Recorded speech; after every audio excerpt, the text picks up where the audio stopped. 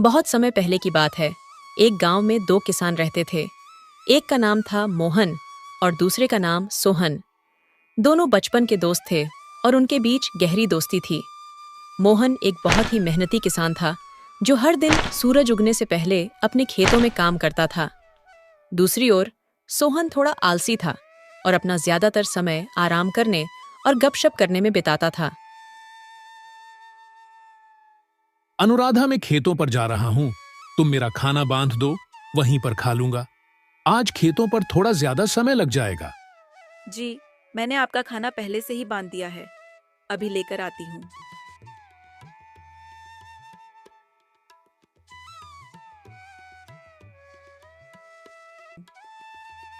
यह लीजिए, आपका खाना और समय निकाल कर खा लेना। मैंने आज सरसों का साग रोटी और तुम्हारी मनपसंद लहसुन की चटनी बनाई है। अच्छा ठीक है, अब मैं जाता हूं। तुम बच्चों को स्कूल छोड़ाना।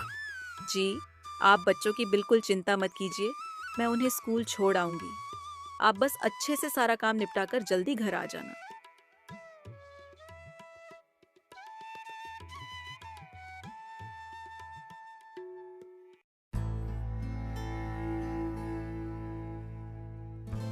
अजी सुनते हो, उठना नहीं है क्या? सूरज सर पर चढ़ चुका है। खेतों पर नहीं जाना क्या? सारा काम पड़ा है और तुम हो कि अभी तक सो रहे हो।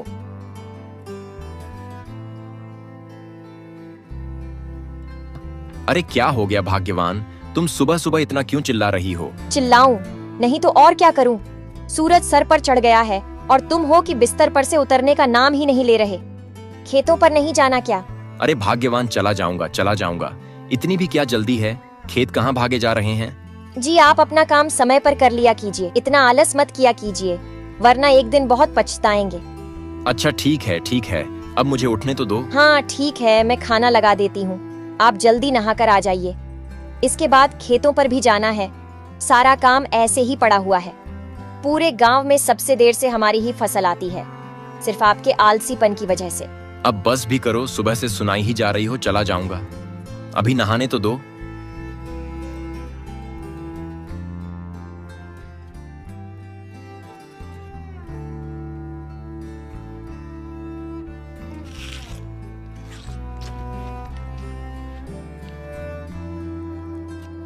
खाने में बस ये दाल चावल ही है, कोई सब्जी नहीं बनाई क्या? अजी सब्जी तो तब बनाऊंगी ना जब आप काम करके कुछ पैसे लाकर दोगे। पिछली बार जो फसल बिकी थी उसके थोड़े बहुत ही पैसे बच गए हैं, जिससे अब आपको ये दाल चावल ही मिलेंगे खाने को। अगर सब्जी खानी है तो जल्दी फसल को उगाइए। इसको बोलने से अच्छा तो मैं यह दाल चावल खा लेता। अच्छा ठीक है, तो मैं खेतों पर जाता हूँ।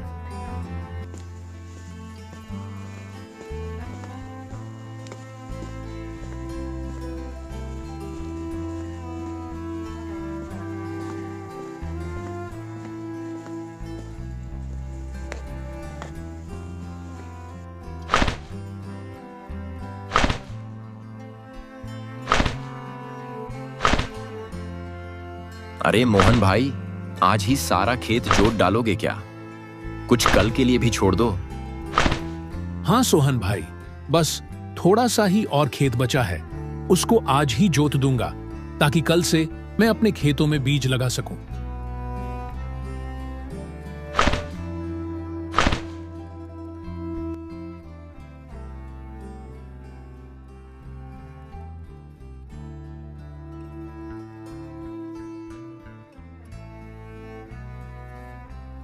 कितनी कड़ी धूप है। इतनी कड़ी धूप में तो बहुत मुश्किल होगा काम करना। एक काम करता हूं, थोड़ी देर छांव में बैठ जाता हूं, इसके बाद आराम से खेत की जुताई करूंगा।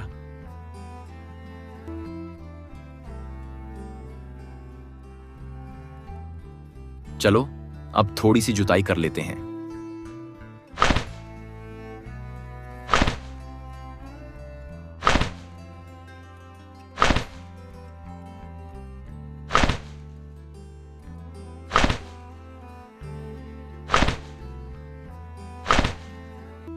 भूख लग गई, चलो पहले कुछ पेट पूजा कर ली जाए, फिर दोबारा से जुताई का काम शुरू करूंगा। मोहन खाने का डब्बा लेकर जैसे ही बैठा ही था कि तभी उनके पास एक साधु आते हैं। अरे बेटा, बहुत भूख लगी है, कुछ खाने को मिलेगा क्या? साधु महाराज, मेरे पास ज्यादा कुछ तो नहीं है। यह आज मेरी पत्नी ने सरसों का साग, रोटी और लहसुन की चटनी बनाई है, इसे खा लीजिए।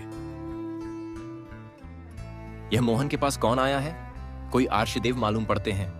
चलो चलकर देखा जाए। प्रणाम साधु महाराज। खुश रहो बेटा, तुम्हारा कल्याण हो। महाराज, मैंने आपके लिए आसन लगा दिया है, आप यहां बैठकर खा लीजिए। पर तुम क्या खाओगे अगर मैं तुम्हारा खाना खा लूंगा? बाबा, आप मेरी चिंता मत कीजिए, थोड़ी देर बाद मैं घर पर जाकर खा लूंगा, जब तक आप इसे खा लीजिए।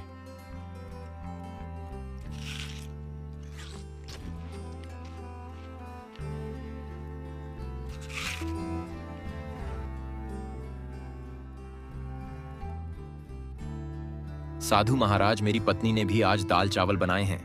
बहुत ही स्वादिष्ट खाना बनाती है। यह लीजिए।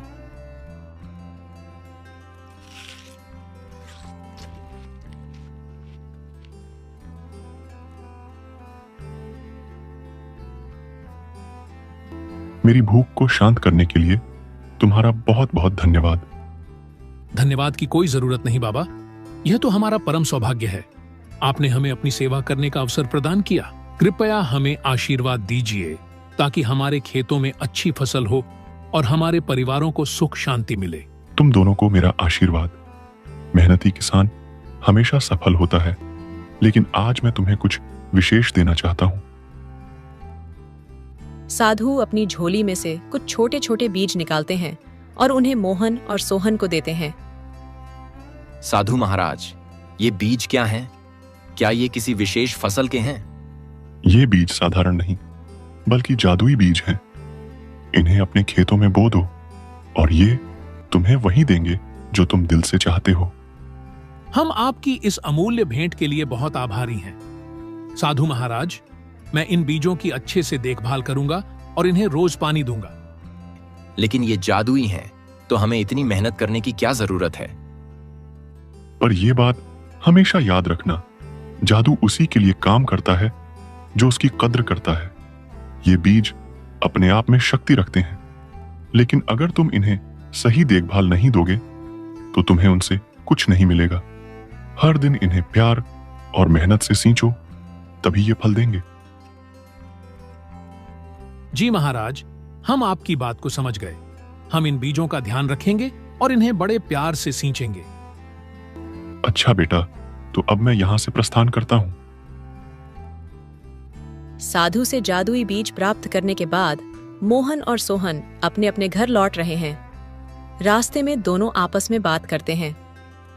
सोहन, ये जादुई बीज सचमुच अनमोल हैं।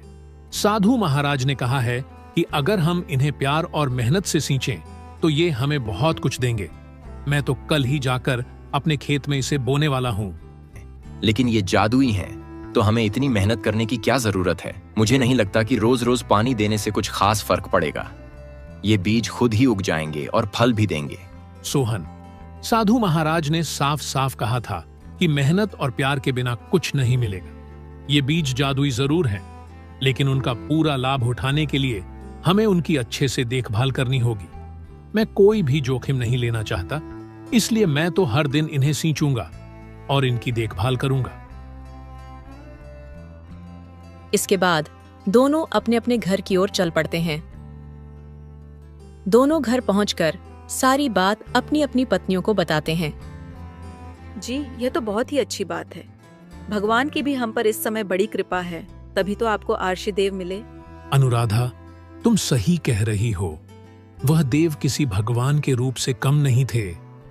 उनकी आंखों में अलग ही तेज था। जैसा साधु महाराज ने मुझे कहा है, मैं वैसा ही करूंगा। मैं इन बीजों की खूब सेवा करूंगा। अरे वाह, यह तो बहुत अच्छी बात है।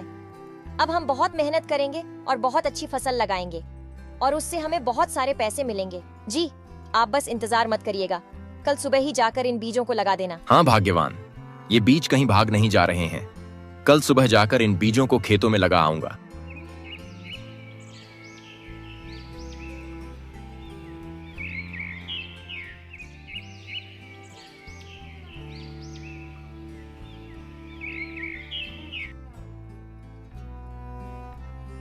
मैं आज खेत में थोड़ा ज्यादा समय बिताऊंगा। साधु बाबा ने जो जादुई बीज दिए हैं उसे आज मैं खेत में बोने जा रहा हूं। मुझे लगता है अगर हम इस बीज की अच्छे से देखभाल करें तो हमें बहुत लाभ मिलेगा। ये तो बहुत अच्छी बात है। आप जल्दी जाइए और यह लीजिए, आपका खाना समय निकाल कर खा लेना।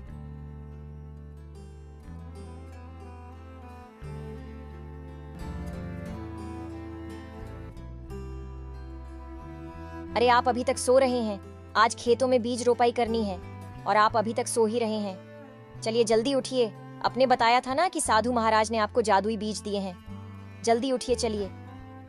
हाँ हाँ भाग्यवान, उठ रहा हूँ। मुझे सब याद है। तुम क्यों मुझे बार बार याद दिला रही हो? जी आप ऐसे निश्चिंत होकर सो रहे हैं, मुझे लगा आप सब भूल गए होंगे। नहीं, मैं कुछ नहीं बोला हूँ, मुझे सब याद है। तुम खाना लगाओ, मैं तैयार होकर आता हूँ।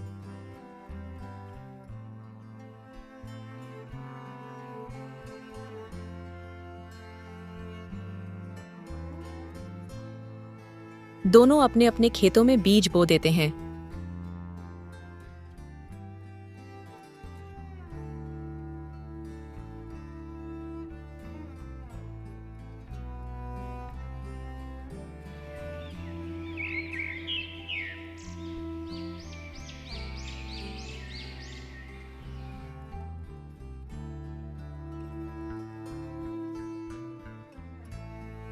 जी खेतों का काम अच्छे से निपट गया ना? हाँ, अनुराधा खेतों का सारा काम निपट गया। मैंने बीजों को अच्छे से लगा दिया है और पानी भी दे दिया है। एक बार कल सुबह जल्दी उठकर खेतों पर चला जाऊंगा। जितना ज्यादा खेतों की देखभाल करूंगा उतना ही अच्छा रहेगा।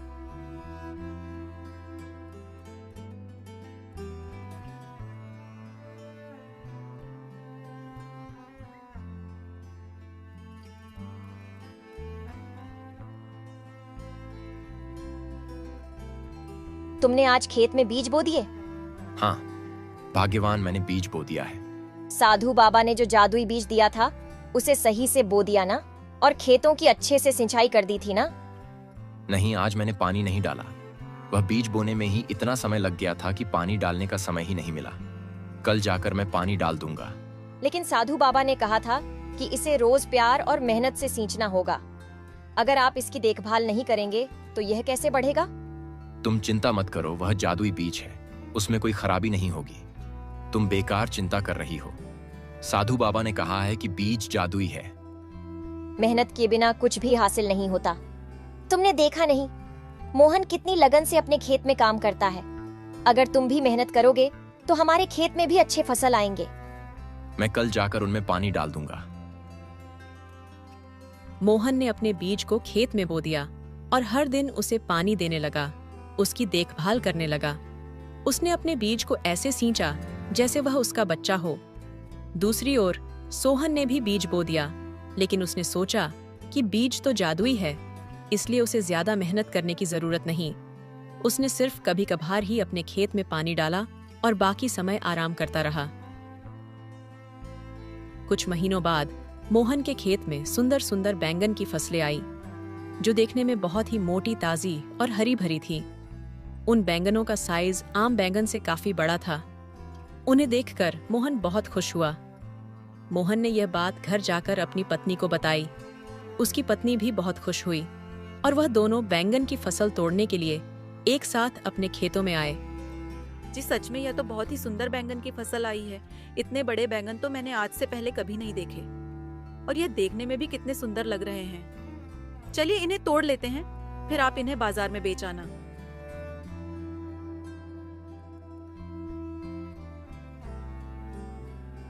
दोनों बैंगन की फसल तोड़ने में लग जाते हैं और देखते ही देखते उनकी टोकरी बैंगन से भर जाती है। जब उसकी पत्नी बैंगन की फसल की तरफ देखती है तो जिन फसलों से उन्होंने बैंगन तोड़े थे वहां दोबारा से बैंगन लग गए थे। मोहन जी देखिए, ये क्या हुआ? अभी हमने इन फसलों से इतने सारे बैंगन तोड़े थे, ये देखिए इनमें दोबारा से बैंगन आ गए। ये तो सच में जादुई बीज है। लगता है इनकी फसलें कभी खत्म नहीं होती। हाँ अनुराधा, यह तो सच में जादुई बीज है। अभी तो हमने इतने सारे बैंगन तोड़े थे और फिर इतने सारे बैंगन आ गए। हाँ जी, हमारा तो भाग्य ही चमक गया। अब तो हम इन बैंगनों को बेचकर बहुत सारे पैसे कमाएंगे।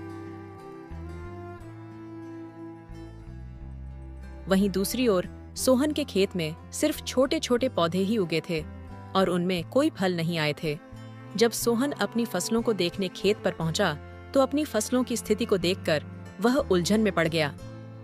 अरे ये बीज तो जादुई थे ना, फिर इनमें फसल क्यों नहीं आए? लगता है उन अर्शी देव ने मुझे धोखा दिया है। हमें झूठ बोला कि यह बीज जादुई है, बल्कि यह तो एक साधारण बीज है। तभी सोहन की नजर मोहन के खेतों पर जाती है। मोहन का खेत बैंगन की फसलों से लहलहा रहा था, जिसे देख सोहन मोहन के पास आता है। तुम्हारी फसल इतनी सुंदर कैसे हुई? लगता है उन साधु महाराज ने मुझे नकली बीज दिए थे और तुम्हें जादुई। दोस्त, साधु महाराज ने हमें जादुई बीज तो दिए थे, लेकिन उन्होंने कहा था कि उन्हें प्यार और मेहनत से सींचना होगा। मैंने हर दिन अपने बीज की देखभाल की, उसे पानी दिया, उसकी मिट्टी को ठीक किया और इसी कारण मेरी फसल इतनी सुंदर और फलदार हुई। और तुम्हें तो मैंने कभी खेतों में ढंग से काम करते हुए देखा ही नहीं, तो शायद इसी वजह से तुम्हारी फसल इतनी अच्छी नहीं आई। सोहन को अपनी गलती का एहसास हुआ।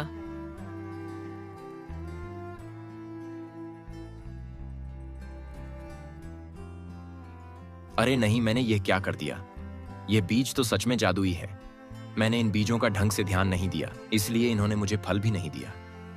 यह सब मेरी ही गलती है।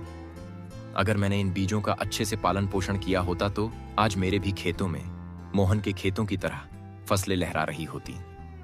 पर मेरी आलसपन की वजह से आज मेरे हाथ कुछ नहीं लगा। मोहन ने बैंगन की फसलों को बेचकर खूब लाभ कमाया। वहीं दूसरी तरफ सोहन को शिवाय पछतावे के उसके हाथ और कुछ नहीं लगा।